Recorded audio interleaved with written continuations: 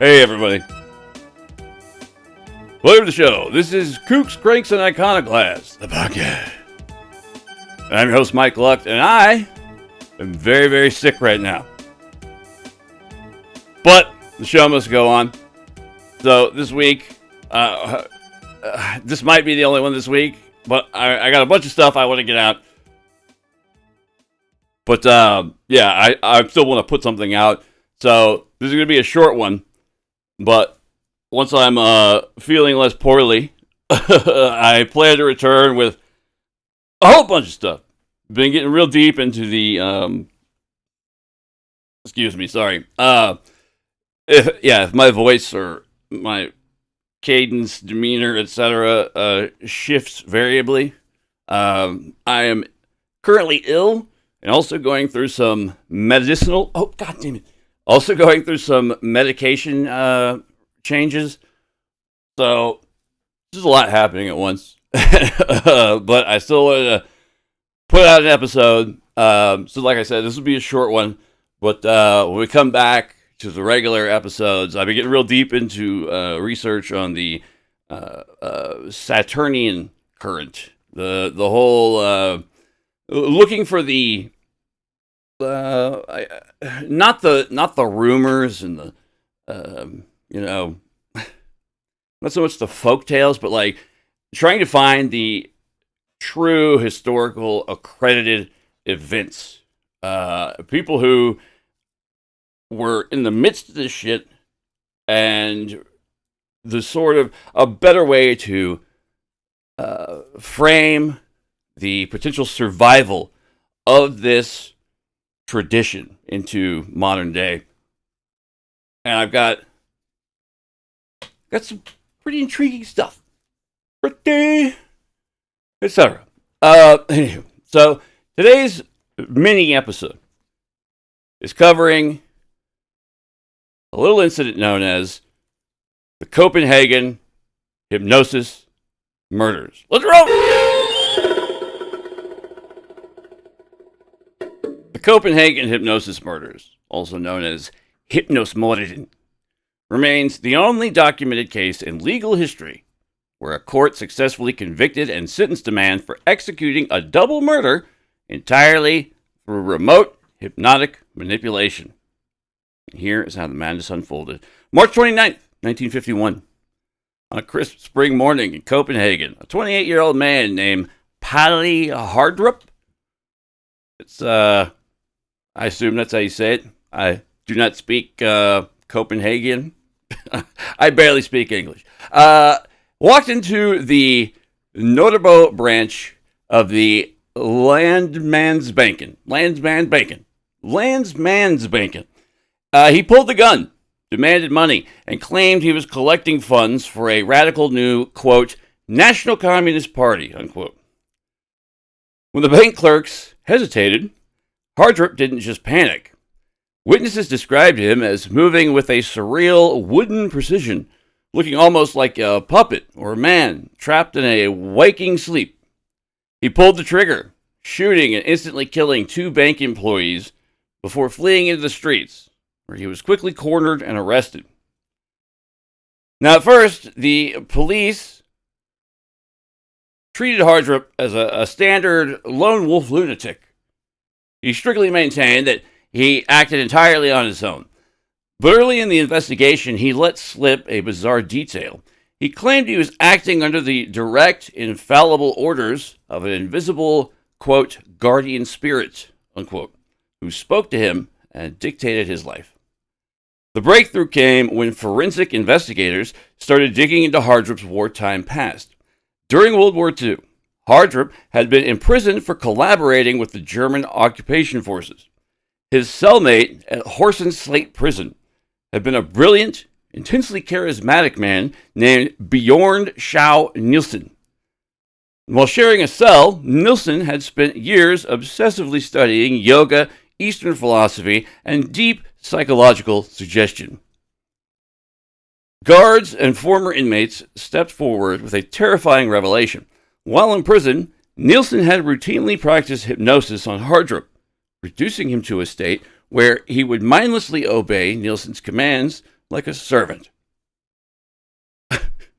Despite the mounting evidence, Hardrip refused to implicate his former cellmate until the police brought in Dr. Paul Reiter, or Reeder. I'm not sure how to say it. Anyways, the chief of psychiatry at Copenhagen's Municipal Hospital. Reiter subjected Hardrip to months of intense psychiatric evaluation. Under the influence of truth serums and counter-hypnosis, the mental walls crumbled.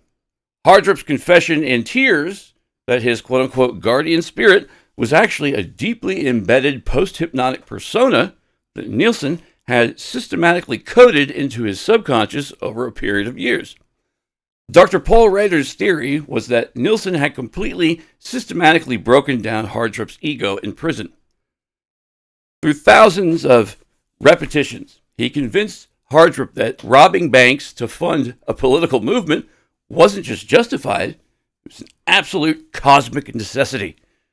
Nielsen was even able to plant a post-hypnotic block that prevented Hardrip from realizing he was being manipulated. The case went to trial in 1954, sparking a massive, explosive debate among European psychiatrists. Many experts claimed it was scientifically impossible to hypnotize an ordinary person into committing a murder that violated their baseline moral code. But Reiter and the prosecution successfully argued that Nielsen hadn't just put Hardrip in a quick, theatric stage trance. He'd used prolonged, systematic, cult-like coercive persuasion, aka brainwashing, to permanently alter Hardrip's perception of morality. Bjorn Schau Nielsen, the hypnotist, was found guilty of planning and instigating the robberies and murders via hypnotic suggestion. He was sentenced to life imprisonment as the true killer, despite never having set foot in the bank. Palle Hardrip, the shooter, was deemed to have acted entirely without a free will, a literal biological weapon wielded by another man. He was thus committed to an institution for the criminally insane. It's not funny, but it's kind of funny. Both men were independently released from their respective containments in 1967. Hardrip changed his identity, melted into obscurity, and lived quietly until his death in 2012. Nielsen, utterly ruined by the historical verdict and forever branded a real-life Svengali, committed suicide by swallowing potassium cyanide in 1974. Rest in peace. So what does this say about the manipulation, the permeability of the human mind? And not just the human mind, but our moral code. How easy can this be done today? If this was just two guys in a prison cell, and you wanted to expand and elaborate this process, perhaps use en masse, how hard would it be? Food for thought. Anywho, this is just a very interesting case I found. This may one day get a redo and more flush and flourish with purple prose. I can't fucking think right now. Thank you guys so much for just everything. I mean, you guys are just the greatest. Like, I love getting y'all's messages. Man, homeboy Matthias sent me one the other day that hit at just the right time because I was at a really low point and it really brightened my day. Claude Balls, man, I like hearing from you every time. Just, you guys are the best. Keep me going. And I seriously, I got love for all of you. I'm very not feeling well right now. So hopefully I'm a little on the mend. I think I'm over the worst of it. But I'm going through some psychiatric medicine changes. Oh, God damn it. Sorry. I'm going through some changes on depression meds and stuff like this. And hopefully this will hit the right spot as far as my dopamine deficiencies, etc.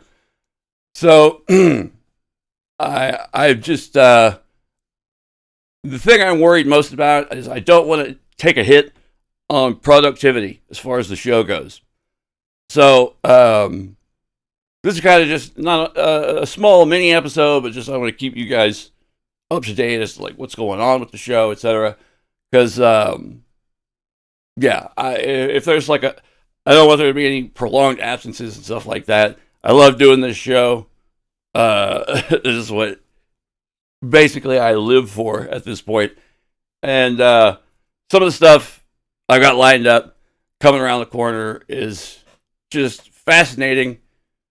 Stuff that I think more people should know. And some of it is stuff that a lot of people don't know for reasons. Because if more people knew it, there'd probably be more people trying to do stuff about it or in reaction to it. And some of the biggest names, and some of the biggest names in industry would not have become the industrial powerhouses they are today if more people knew about some of the stuff that was going on. I will leave that very vague breadcrumb, the appetizer for the National Treasure Da Vinci Code Illuminatus intrigues around the corner. All right, it's like about 10-15 minutes of talking, and I'm already I need a nap. Oh, God. Okay. Well, again, thank you guys so much. You all mean the world to me. I love the comments, the subs, the thumbs up, everything. If you're new to us, please subscribe. That keeps me going. It's trying to get me where I got to be. And, please stay tuned as we plumb the depths of deep weirdness to the peaks of high strangeness and the outer limits of the Twilight Zone. I love you guys. Love yourselves. Love each other. Take care of each other, because we are all we got. This has been Kooks, Cranks, and Iconoclast, the podcast. And I'm your host, Mike Lux. And I am going to bed. Thanks, you guys. I'll see you on the next one very soon. Peace.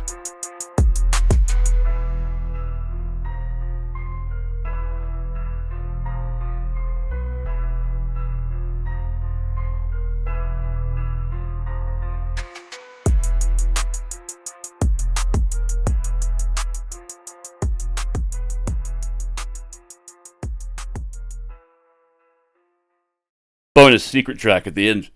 I also just learned that William Morgan, a man allegedly murdered by Freemasons, his widow would go on to marry one Joseph Smith.